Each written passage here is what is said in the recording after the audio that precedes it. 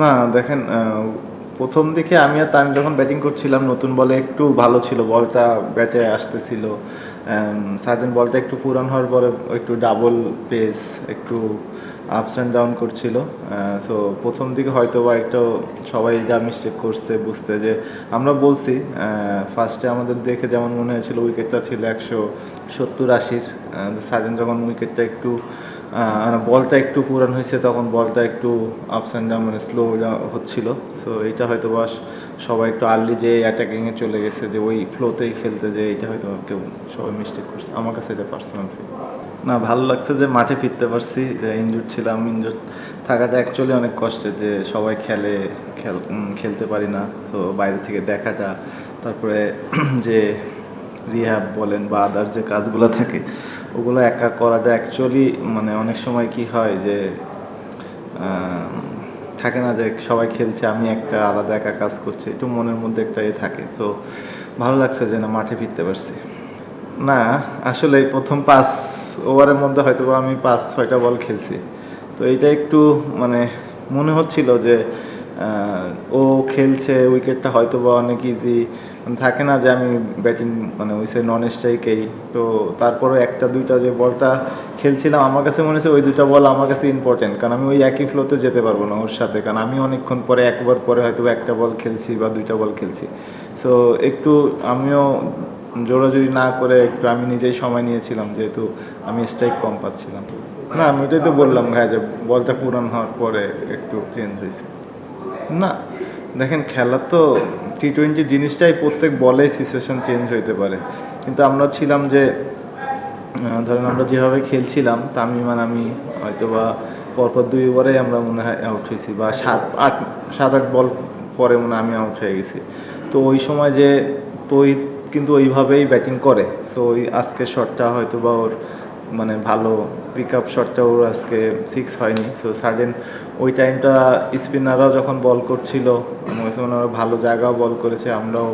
আমরা হয়তো বা জিনিসটা সোজা ব্যাটে খেললে আরও ভালো হতো, বা আর একটু ইনিংসটা ওইখান থেকে একজন যদি একটু 10 রানের পার্টনার বা 15 পার্টনারশিপ করতো 10 বা 15 রানে, তাহলে হয়তো বা শেষের দিকে যে আরও ভালো কিছু করতে পারতো।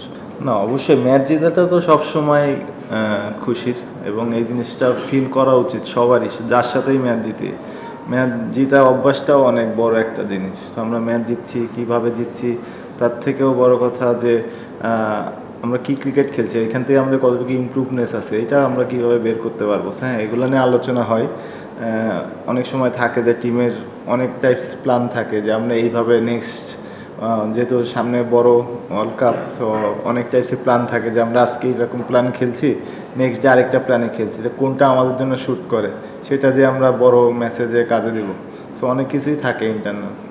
অবশ্যই দেখেন, সবসময় যদি এরকম হতে থাকে তাহলে অবশ্যই এই জিনিসটাতে আমাদেরকে নিয়েও চিন্তা করা উচিত, যে রেগুলার সেম জায়গাতে যে ওরা পার্টনারশিপ করতেছে। সো আমাদেরও এটা সবাই মিলে প্ল্যান করছে, বলাররা অবশ্যই যারা বল করছে এবং টিমের সবাই প্ল্যান করছে যে এখান থেকে কীভাবে ওভারকাম করা যায় এবং আরও ভালো করা যায়। বলারদেরকে আরও ভালো লেন্থে লাইনে বল করতে হবে, এবং যে প্ল্যানে থাকে বা উইকেট বুঝে বল করতে হবে, যে ওই সিচুয়েশনে কী করা উচিত। বলারদেরকে যে আপনি হতে পারে যে বলাররা যে বলটা মারতেছে ব্যাটসম্যানরা তা মারে না। সো ওই তো বলার জন্য প্ল্যান চেঞ্জ করতে হবে। না, আমাদের তো খেলাই কাজ। এমন এই যে কোথায় খেলা হচ্ছে এটা তো আর আমরা ঠিক করি না প্লেয়াররা। সো আমাদের যেখানে খেলা হয় আমরা সেখানেই খেলি, আর চেষ্টা করি যেখানে খেলি সেখানে ভালো কিছু করার। সব ম্যাচ থেকেই কনফিডেন্স আসে। এখন হয়তো বা সিচুয়েশান থাকবে যে আমরা দেশে খেলছি, পরবর্তী খেলাগুলো বাইরে, তো এটা মেন্টালি তখন চেঞ্জ করতে হবে, শিফট করতে হবে। না, আমার যে যে কাজগুলো ছিল আমি 100% করার চেষ্টা করেছি নিজে ফিট হওয়ার জন্য। এবং হ্যাঁ, এটা একটা ভালো হতো যদি আমি একটা প্র্যাকটিস ম্যাচ বা ডোমেস্টিক কোনো একটা ম্যাচ খেলে আসার সুযোগ পেলে হয়তো বা আরও ভালো হতো নিজের জন্য। কিন্তু যেহেতু ইনজুর্ড ছিলাম, হয়তো বা তত তাড়াতাড়ি করতে গেলে হয়তো বা নিজের জন্য রিস্কটা থাকতো আরও বড় কিছু হয়। তো ডক্টররা যেটা ভালো মনে করেছে ওটাই, কিন্তু আজকে খেলেছি, ভালো ফিল করেছি। আজকেই তো খেলা শুরু করে দিয়েছি, প্রিপারেশন তো হয়ে গেল। না, নেক্সট ম্যাচগুলো খেলার সুযোগ পেলে খেলবো। না, এটা ঠিক যে অন্যদিন হয়তো বা যত তাড়াতাড়ি সেট হতে পারে, আজকে একটু সময় বেশি লেগেছে। হতে পারে যে সোজা খেলে যে কনফিডেন্সটা থাকে আজকে ওইটা অত পাই নাই। কিন্তু না, বলের মেরিট অনুযায়ী খেলার চেষ্টা করেছিলাম। তামিম যেভাবে খেলেছে একই ফ্লোতে যাওয়ার চেষ্টা করি নাই, হতে পারে আমার জন্য বিপরীত হতে পারতো। তো একটু আমি বলবো যে আমি ওকে বেশি সাপোর্ট করার চেষ্টা করেছিলাম, কারণ ও বাউন্ডারি বেশি পাচ্ছিল। সো আমি চেষ্টা করেছিলাম যে ওকে কিভাবে বেশি স্ট্রাইক দেওয়া যায়, রোটেট করা যায়, এবং আমি আমার জন্য বল পেলে আমি খেলব।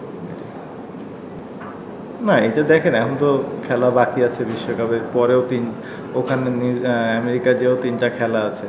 তো সেটেল এটা টিম ম্যানেজমেন্ট দেখছে কিভাবে মানে করা যায়। তামিম ভালো করছে, ওর সাথে আজকে আমি খেললাম, আর আগেরগুলো লিটন খেলেছে। সো ওইভাবে অপোনেন্ট কিভাবে কারা আছে, বলার কারা আছে, ওইভাবে হয়তো বা সেট করবে। না ভাই, ক্যাচ মিস হইতে পারে, গ্রাউন্ড ফিল্ডিং সবাই ভালো করছে, এইটা বেশি কনসার্ন। ক্যাচ মিস হতে পারে, এগুলো নিয়ে কোনো বিষয় নেই। কোনটা সলভ করলো আর কোনটা আসলো, ওপেনিংটা আজকে ঠিক হলে আজকে মিডল অর্ডার পারফর্ম করতে পারো, তো এইটা তো কতখানি কনসার্ন? ভাই এক প্রত্যেক ম্যাচে তো সবাই ভালো করবে না। আজকে হয়তো ওরা লাস্ট ম্যাচগুলোতে ওরাই তো ভালো করছে। সো একদিন ওদের হতেই পারে। সো এটা নিয়ে কোনো না, ওরা নেক্সট ম্যাচে আবার কাভার আপ করবে। হ্যাঁ, বলতে পারেন পরিবর্তন তো আসছেই, কিন্তু তারপরেও আজকে একটা দিন থাকে না যে আমি একটা যে ইজি বল পেয়ে গেলাম, বাউন্ডারি পেয়ে গেলাম, আজকে ওই বলগুলো আমি পাই নাই। সো যেহেতু আমার নিজের জোনে বল পাচ্ছিলাম না তখন আর কি, আর এমন না যে রান হচ্ছিল না, রান হচ্ছিল বিদায় আমি এই প্ল্যানটা করতে পারছিলাম। যদি রান না হতো তখন হয়তো আমাকে অ্যাটাকিং করা লাগতো। সো রান কিন্তু অলমোস্ট 9 করে আসছিল, 8-9-এর বেশি আসছিল। তো এই জন্য আর কি এরকম কোনো কিছু করা হয় না।